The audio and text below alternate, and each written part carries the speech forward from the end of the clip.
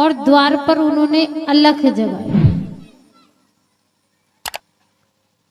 अब मैया ने देखा कि कोई संत आया है, कोई भिक्षुक द्वार पे आया है, तो द्वार तो नहीं खोला, खिड़की खोल करके जैसे ही देखा मैया ने, पता भी नहीं चला कि कब बंद कर ली। अब बाबा ने कहा ऐसी क्या बात है जो मैया मुझे देखना तक नहीं चाहती। अब ये पता नहीं कि सांप बिच्छू इतने लेकर आए हैं साथ में। अब फिर दोबारा से आवाज लगाई भोले बाबा महाराज ने, तो फिर मैया ने डरते डरते डरते डरते धीरे से बोले बाबा तुम्हें जो चाहिए मुझे बता दो, मैं भेजवा दूंगी। बोले मैया मैं कुछ लेने नहीं आया हूं, तो फिर क्यों मेरे दरवाजे पर खड़े हो? बोले मुझे कुछ चाहिए नहीं, मैं तो केवल लाला के दर्शन करने आया हूं। बोले बाबा ये सपना देखना तुम छोड़ दो, क्योंकि मैं इतनी, मेरी उम्र हो गई, मुझे आपको देख करके भय लगता है, और मेरा लाला है 6 महीना को छोटा सा।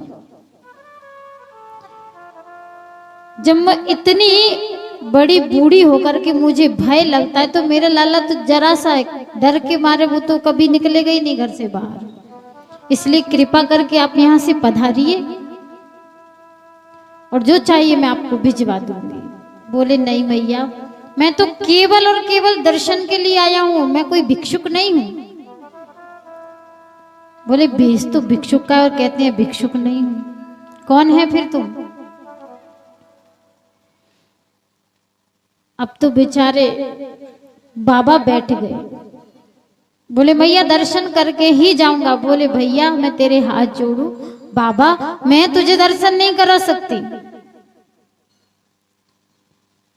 अब देखो कहते स्त्री हट भी बहुत बड़ी होती है, मैया तो हट पड़ गई, तो बाबा ने भी हट पकड़ ली। पर त्रिया हट के आगे बाबा की हट नहीं चलती।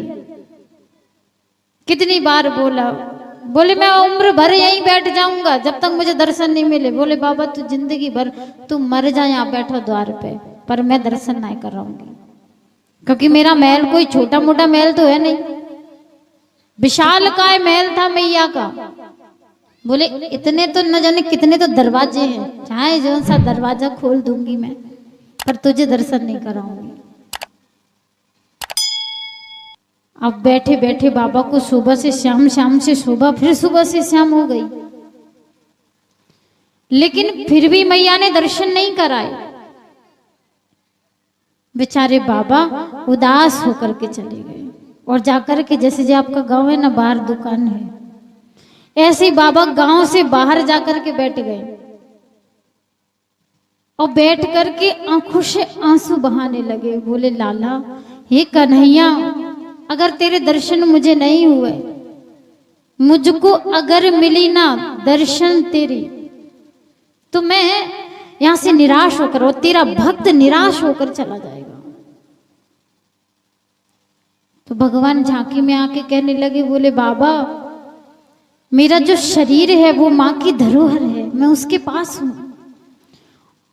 और वो जब चाहे मुझे तुझसे मिला सके, जब चाहे ना मिला, ये उसकी मर्जी है। बोले प्रभु ऐसा मत कीजिए। बोले तो ठीक है हम कुछ करते हैं। तो भगवान ने लीला की और रोना शुरू कर दिया। अब परमात्मा रोने लगे, और जैसे ही भगवान रोने लगे, हाय दैया हाय दैया। मैया कभी गोद में लेती है, कभी पालने में झुलाती है, लेकिन लाला का तो रोना चुप ही नहीं होता। और अड़ोसी पड़ोसी की मैयाओं ने सुना तो दौड़ चली आई। यशोदा अरे इस लाला को इतना क्यों रुला रही है, इतना ज्यादा रुलाएगी तो इसे तकलीफ हो जाएगी। बोले क्या करूं बहन, ये चुप होने का नाम ही नहीं लेता, ये तो रोए जा रहा है। जब कन्हैया नहीं चुप हुए तो माँ भी उनके साथ रोने लग गई। और जब कहते हैं कि जब बालक को कष्ट होता है तो माँ को बराबर तकलीफ होती है। जब ना चुप हो तो माँ भी रोने लग गई। तो अड़ोसी पड़ोसी की बूढ़ी बड़ी दादी आकर के समझाने लगी कोई नवज देखती है, कोई कहती है नजर लग गई, और कोई कुछ कहती है तो कोई कुछ कहती है, लेकिन सत्य में हुआ क्या ये किसी को नहीं पता। तब एक काकी ने आके कहा, क्यों यशोदा, क्या कोई तेरे दरबार पे आया था, द्वार पे आया था? सुबह से कोई आया था क्या तेरे महल में? बोले बहन कोई भी नहीं आया, लेकिन हाँ एक बाबा जरूर आया था। बोले दिखे जी सब भाई की करामात है कि वो बाबा, अब कहां से ढूंढे बाबा? बाबा को तो मैंने भगा दिया, और जिसको द्वार से भगा दे वो तो बड़ा क्रोधित होगा, वो लौट के थोड़ी ना आएगा। काकी ने कहा, बहन यदि तेरे लाला को चुप करना है तो उसे ढूंढो कहीं। मैया ने दासियों को भेज दिया, अपनी सखियों को भेज दिया, चारों तरफ उनको ढूंढने लगे बाबा को। और बाबा बैठे कहाँ है? बाहर गांव के। जब एक सखी गई बाबा को देख करके हाथ जोड़ने लगी, बोली बाबा तुम ही हो क्या, नंद महल में गए थे? बोले हाँ, क्यों क्या हुआ? अरे उसमें तो जीवन में कभी नहीं जाऊंगा, जहां अपमान हो जाए वहां तो जाना ही नहीं चाहिए। सखी हाथ जोड़ करके बोली मैया की कि महाराज क्षमा कर दीजिए, बुढ़ापे में जाके लाला हुआ है इसलिए बड़ा डरती है, और जब से उसका लाला हुआ, जब से उसके जीवन पर संकट ही संकट खड़े हैं। 7 महीने का था पूतना आ गई, और 6 महीने का अब भी सट्टासुर नामक दैत्य आ गया, इसलिए मां घबराती है कि चल रही योगी नंद भवन में, ब्रज में बाशो कीजे। आप एक बार तो चलिए, मेरी मां यशोदा ने याद किया है, आप चलिए। बोले नहीं नहीं, जहां से अपमान होकर एक बार भगा दिया जाए तो क्या हमारी भी तो कैपेसिटी है कि नहीं है? क्यों जाए बार बार अपनी इज्जत को धुलवाने के लिए? हम नहीं जाएंगे। बोले बाबा तेरे हाँ खाओ, तू क्षमा कर दे, मैया की तरफ से मैं तुझसे क्षमा याचना करती हूँ। देखो भोले बाबा के मन में तो लगी थी कि मैं अभी चला जाऊं, लेकिन ऊपर से दिखा रहे, अब थोड़ा तो दिखाना पड़ता है एटीट्यूड। हम काहे को जाए, हम नहीं जाएंगे। अरे बाबा चल। जब हाथ पैर जुड़ने लगी तो बाबा चल दिए, और जैसे ही गए तो मैया देख के घबराती है, पर क्या करे, लाला को चुप कराना है, तो दूर से मैया उनकी गोद में दे देती है। और जैसे ही कन्हैया को लेते हैं, कन्हैया लेते ही गोदी में चुप हो जाते हैं और हंसने लगते हैं भगवान को देखकर। अब जितनी भी वहां गोपियां सखियां खड़ी थी वो सब देख करके कहने लगी, अरे मैया जब बाबा ने कोई जादू टोना करो है, जे बाबा तो बहुत बड़ा जादूगर है, ये बाबा बहुत बड़ा जादूगर है। और देखिए जब इसका दर्शन नहीं हुआ तो मेरा लाला रोने लगा, और मेरे लाला को इसने दर्शन दिया कि इसकी तो हंसी नहीं रुकती। बाबा तू कोई जादूगर है का? देखा तो कोई जादूगर है कि आज से बाबा तुझा नंद महल में ही बस जाब, तू कहीं मत जा। रहरी जोगी नंद भवन में, ब्रज में बाशो कीजे, और तब तब मेरो लाला रोवे, तब तब जाको दर्शन दीजे। भोले बाबा को हंसी आई। देखिए मतलब ही संसार, कुछ पल पहले तो मैं यहां से भगा दिया था, कुछ पल पहले तो मैं यहां से भगा दिया था, अब जब मतलब की बात आई तो देखिए क्या कहती हैं कि रह रहे योगी नंद भवन में, अब तो यहीं पर बस जाओ, अब यहां वृंदावन को छोड़कर जाओ नहीं कहीं।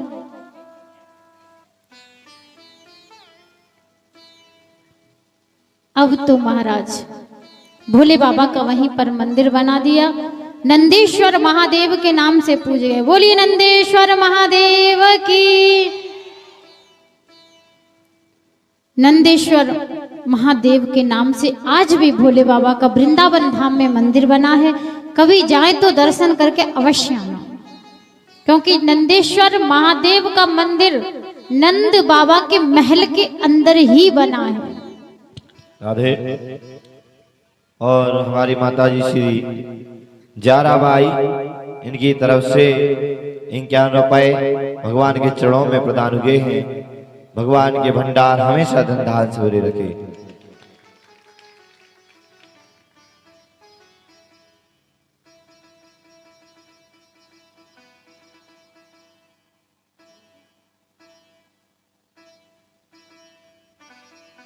जय श्री राधे। बोली बाली कृष्ण लाल की जय। कहते हैं प्रेम में वो बड़ी ताकत होती है जो बड़े से बड़ों को झुका देता है। हमारे जजमान जी पधारे हैं रमेशरा गांव से, जिस गांव में एक नहीं दो दो बार कथा करके आए हैं हम। दूसरी ये तीसरी साल हो गई हमें। तो ये सब प्रेम का कारण है। कहीं भी कथा हो या तो हमारी चाची जी चाचा जी स्वयं आ जाते हैं या अपनी बच्ची को भेज देते हैं। कहीं भी आस पास में हो उनको जरूर आना है कथा में। तो ये सब प्रेम भाव है। राधे कृष्णा इतनी दूर से पधारे हैं। बोली वृंदावन बिहारी लाल की। अब यहाँ पर जैसे ही महादेव जी का मंदिर बनाया गया, अब तो कन्हैया जरा भी रोते तो मैया उठा के भोले बाबा के मंदिर में पटक देती। ले बाबा तू चुप कर, और कन्हैया चुप हो जाते। अब 6 महीने का बालक तो घुटवन चलने लगता है कि नहीं, खिचर खिचर के चलता है। अब यहां से होता है ठाकुर जी का स्टार्ट, क्या उधम मचाना। माँ को इतना तंग करते, घुटन घुटन। जब माँ बेचारी ये काम कर रही है तो ये काम बिगाड़ा है। बालक ऐसे ही तो करता है, ये उठा वो रख, ये कर वो कर, बस थोड़ा सा उसके हाथ पैर चलने लग जाए फिर वो किसी को गिनता नहीं है। इतना तंग करते माँ को, इतना। और तो और हूं हाँ थोड़ा थोड़ा बोलने भी लगे। एक बार क्या हुआ कि नंद बाबा पूजा कर रहे थे पूजा घर में, ठाकुर जी बैठे थे बाहर। जैसे ही मंदिर में घुसने को हुए तो उनके पिता महाराज ने कहा नहीं लाला ये मंदिर है, जिस जय जय माई है इसमें अंदर नहीं आते। बोले काय को नहीं आते? तोतली बोली मधुर सुहाए। बोले नहीं बेटा ये पूजा घर है, इसमें बिना स्नान किए नहीं आते। बोले डांट करके वहीं बिठा दिया। अब जैसे ही डांट करके उनको बिठा दिया, अब वैष्णवों में क्या है कि जब पूजा करते हैं अर्चना वंदन करते हैं तो अपने चेहरे को ढक लेते हैं किसी चीज से। कोई चदरिया उड़ लेता है, कोई कुछ करता है। तो ब्रजवासी ऐसे पूजा कर रहे थे तो जब तक देखा कि बाबा के नेत्र बंद है चले गए अंदर, और शालिग्राम जी महाराज को उठाया और मुखारविंद में प्रवेश कर लिया। अब इधर करते उधर करते कड़कड़ की जैसी आवाज आई, दांतों में लगे छोटे छोटे से दांत भगवान के। बाबा की पूजा में मन नहीं लग के आखिर में ये हो क्या रहा है। जैसे ही नेत्र खोल कर देखे तो पंडित जी पास में बैठे हैं, पुजारी जी महाराज। बोले लाला मैंने मना किया था ना कि मंदिर में नहीं आते। और जैसे ही हाथ जोड़े भगवान की क्षमा याचना करने के लिए तो सामने देखते हैं तो शालिग्राम जी तो है ही नहीं है। बोले लाला तूने अपने भगवान को देखा? अब भगवान जी के मुंह में भगवान लगे तो वो कहां से बोल जाए। कुछ उत्तर नहीं देते, कोई उत्तर नहीं। अब कोई एक बार पुकारे, 2 बार पुकारे तो फिर गुस्सा तो आता है कि कोई उत्तर ही नहीं आ रहा है। बाबा को गुस्सा है और एक लगाया गाल के नीचे के शालिग्राम जी बाहर। बोले दारी के तू भगवान को खा गया। चिल्लाने लगे, हाथ से पकड़ करके ले गए, मैया यशोदा की गोद में पटक दिया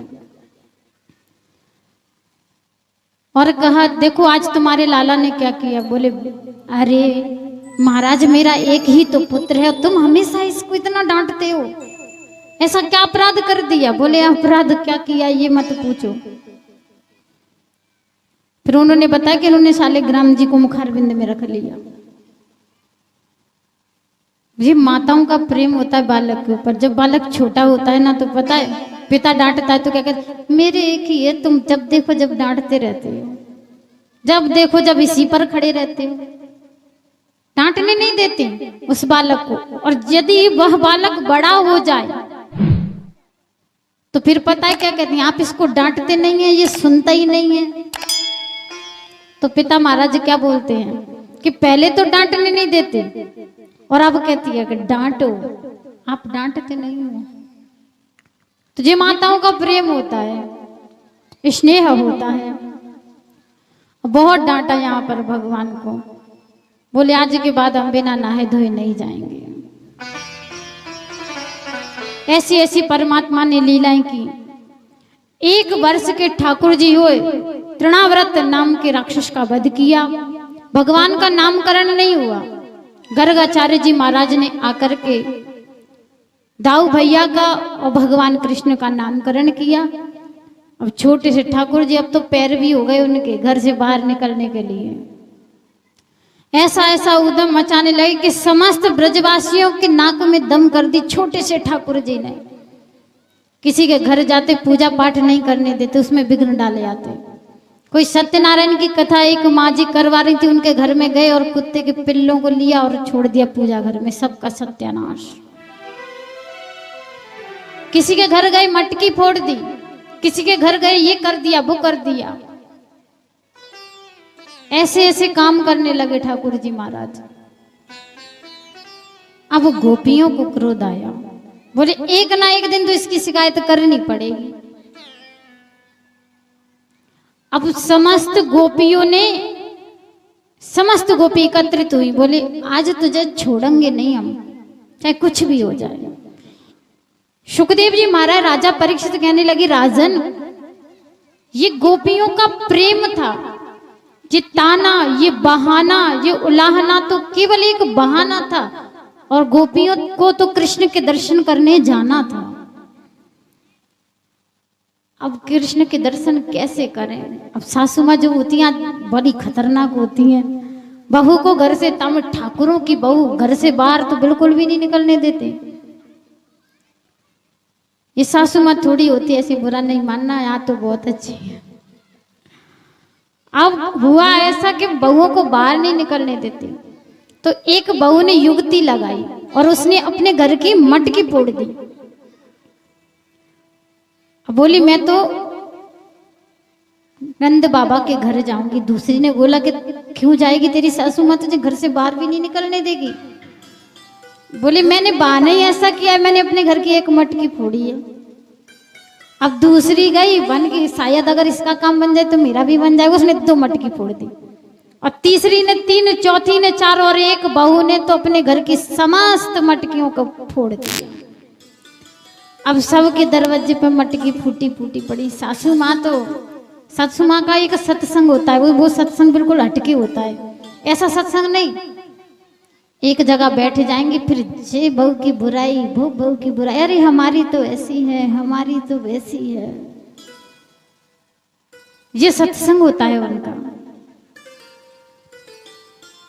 अरे कुछ नहीं पूछो, हमारी बहू तो ऐसी है कि अब तुम कुछ पूछो ही मत, रहने दो, हम भी नहीं बता रहे, चलो आगे चलते हैं। ये सत्संग होता है माताओं का। एक बहू थी बेचारी, रोज कथा सुनने आती। उसका मन भगवान में बहुत लगा था, और जो उसकी सासू माँ थी वो बड़ी खतरनाक थी। जैसे बहू सत्संग से वापस घर के लिए जाती तो वो तनी तनाई बंदूक की तरह रहती उस पर। जैसे ही बहू घर में आती तो कहती तू काम से बचने के लिए रोज जाकर भागवत में बैठ जाती हो, ताकि काम ना करना पड़े, बहाना मिल जाए तुझे। अब बेचारी, अब सासू माँ 4 कही तो बहू तो 2 कहेगी, वो नहीं रुक सकती, वो नहीं सुनेगी बिल्कुल। क्यों सुने भाई, क्यों सुने? वो पराई घर से आई है, इसका ये मतलब तो नहीं है कि वो सुन सुन के जिए, वो नहीं सुनेगी, बल्कि सुना सुना के जिएगी। अब वो भी 4 कहती, 1 दिन की कथा, 2 दिन की कथा, 4 दिन की कथा, 5वें दिन तो बेचारी बहुत क्रोधित हो गई। कथा में लेट पहुंची तो व्यास जी ने पूछा, व्यास जी के पास गई। व्यास जी ने पूछा क्यों, क्या हुआ बेटा, कोई तकलीफ है, तेरा मुख उदास है। बोले महाराज क्या बताऊं, मेरी सासू माँ है ना, जब मैं सत्संग में आती हूँ तो मुझसे हमेशा यहाँ से गई तो लड़ेगी, वहां से आई तो लड़ेगी। बोले एक काम कर, मेरे पास दवाई है, ये ले जा, तेरी सास का मुंह बंद हो जाएगा। अब वो शीशी को लेकर गई। बोले इसका प्रयोग कैसे करना है? बोले इसका प्रयोग ऐसे करना है कि एक ढक्कन लेकर के मुंह में डाल लेना, जब घर जाओ, घर की देहरी में अंदर पैर रखो तो एक ढक्कन मुंह में डाल लेना, पर याद रखना ना वो बाहर निकालना है ना वो अंदर लेना है। बोले ठीक है, चली गई।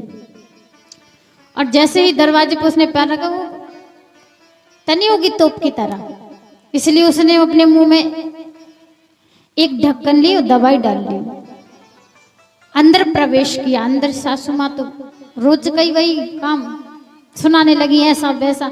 अब बेचारी बहू जहर का घूंट पीने लगी। बोली अगर महात्मा ने, व्यास जी ने अगर किया ना होता कि बाहर और भीतर नहीं करना है, तो मैं भी इसको 10 सुनाती आज। मगर बेचारी जलने लगी, क्या करे क्या करे, कुछ नहीं। फिर दूसरे दिन भी दवाई डाल ली, तीसरे दिन भी डाल ली, चौथे दिन दवाई खत्म हो गई। फिर व्यास जी के पास आई। बोले महाराज वो दवाई जो थी वो खत्म हो गई, जो आपने दी थी। बोले पहले बता कि तेरी सासू माँ तुझसे कुछ कहती है? बोले महाराज ये बात तो है कि वो कुछ कहती नहीं, अब 2 दिन से तो बिल्कुल ही चुप है। सासू माँ पता है क्या कहती जब बहू नहीं बोलती? कि मेरी बहू भागवत सुन सुन के सुधर गई है, कुछ कहती नहीं है। ये पता नहीं कि उसके मुंह में दवाई लगी है। मेरी बहू सुधर गई है भागवत सुनते सुनते। हर गांव की बहू को यही करना चाहिए कि भागवत सुनने जाना चाहिए ताकि वो सुधर जाए। मेरी बहू तो देखो अब तो बढ़ाई होने लगी बहू की। अब सासू माँ जहां भी सत्संग में